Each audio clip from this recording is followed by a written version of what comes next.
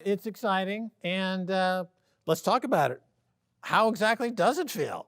Well, it feels amazing. It feels like something that needs to be done, something to give a voice to to the younger people out there, and try to bring investment to El Salvador through more diplomatic lines, and try to get countries to get involved with El Salvador. I've spent all of my life trying to get private companies and private investors and institutional investors to get involved with El Salvador, but this is a really a fantastic new opportunity of being able to convince countries now to come and work with El Salvador and provide help for El Salvador and see which synergies we can find. Right now, this is breaking news, really. Walk me through it a little bit because I'm just hearing about this. So, in other words, it's a relationship between El Salvador and Lugano, Switzerland. Yeah, Oh, exactly. okay. And the country of El Salvador is effectively opening up a relationship with Lugano, kind of a sister Bitcoin city, because they recently made Bitcoin legal as well. Absolutely. I think some of the synergies and cooperations that we might look out for, El Salvador has always tried to be its own sovereign country, and obviously Switzerland has the greatest sovereignty in all of human history. So it's amazing to be able to match with them and be on this sort of the same. We know that El Salvador's government is really striving for that sort of next step to be more like Switzerland, to be more free. And hopefully this is the step to achieve that. Right. To be clear, it's technically a chamber of commerce to comply more or less with what's happening over there in Lugano. But, I think about some speeches I've heard from President Bukele, and when he was opening up the horizon toward Bitcoin City, he spoke about Alexandria, the city of Alexandria, and how that was spread the message throughout the ancient world at that time. Is this part of this? Is this going to be something that will happen in other countries? For El Salvador opening up in other countries? I think it's definitely a possibility that that would be the cultures, and I think this is a fantastic, great like first step for that. As I mentioned before, just sharing pure knowledge, pure you know unbiased knowledge between El Salvador and Switzerland and potentially other countries. That's what matters. That's what matters. That we are able to share our experience with Switzerland. Switzerland is able to have some input on our progress and on the development of El Salvador. And I once this inevitable to success comes to light, I doubt that you know other countries won't want to follow up. Right now, you were a natural choice for this because you've been spending several years in Switzerland working at a private equity group. Livable wages, a lot of opportunities, the land of opportunity. But so many other young people that graduated with me from school. I went to high school here in El Salvador. A lot of them are texting me all the time, hey, we went to the US or to Europe to study, trying to find a job here and there. But then they realize that really, these countries are not what they promised to be.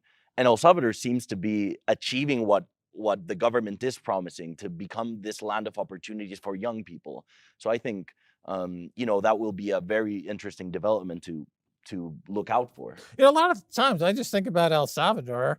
I was in banking myself. I mean, it's a turnaround situation.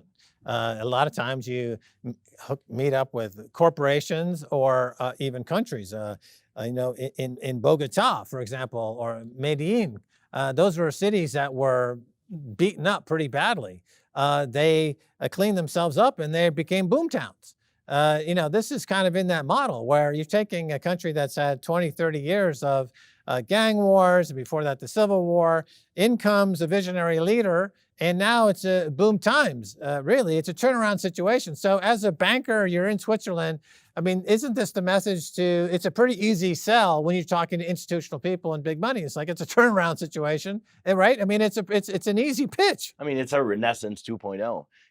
It's we finally get the chance.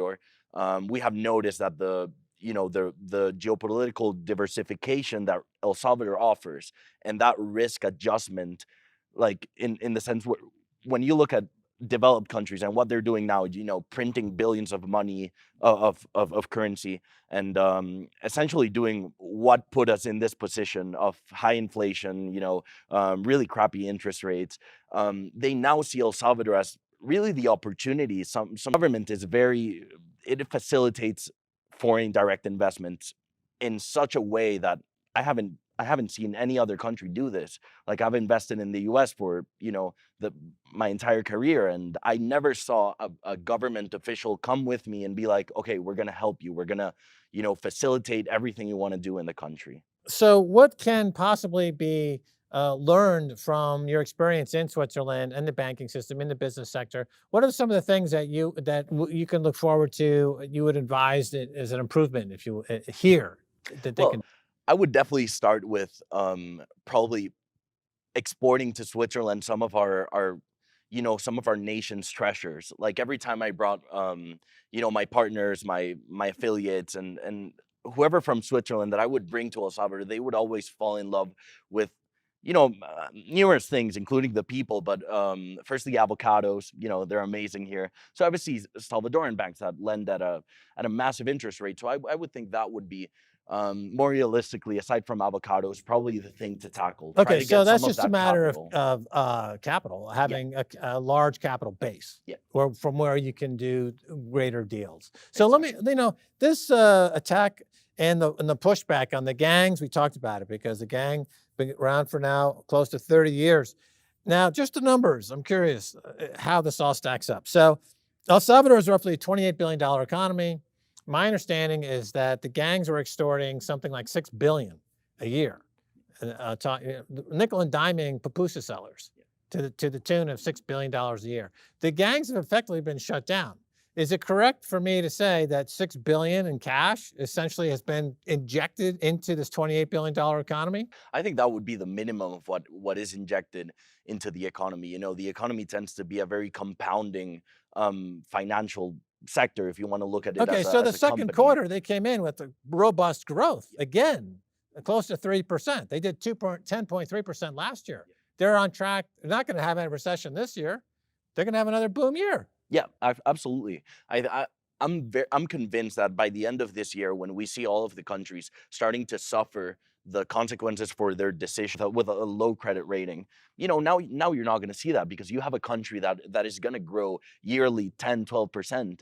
And then how is a rating agency going to come and say, no, you should not invest in El Salvador? Essentially telling investors, look, here's a massive opportunity. Don't go for that opportunity. There's some interesting play there because the rating agencies, as you are alluding to, are politicized. And so if you understand that, you can understand that a Moody's or an S&P is giving El Salvador a penalty rating due to political considerations, not based on the facts on the ground, not based on the numbers. But at some point, as you're saying, the numbers are so compelling that they can't lie anymore.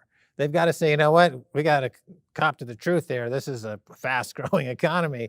And then by then it's too late. Now you've already seen real estate prices double and triple, and GDP is now 60 billion, now 28 billion, by the time they catch on to it. So getting back a little bit into your story, you're a Bitcoin maximalist. What is your orange pill story? When did you get the orange pill? How did it come to you?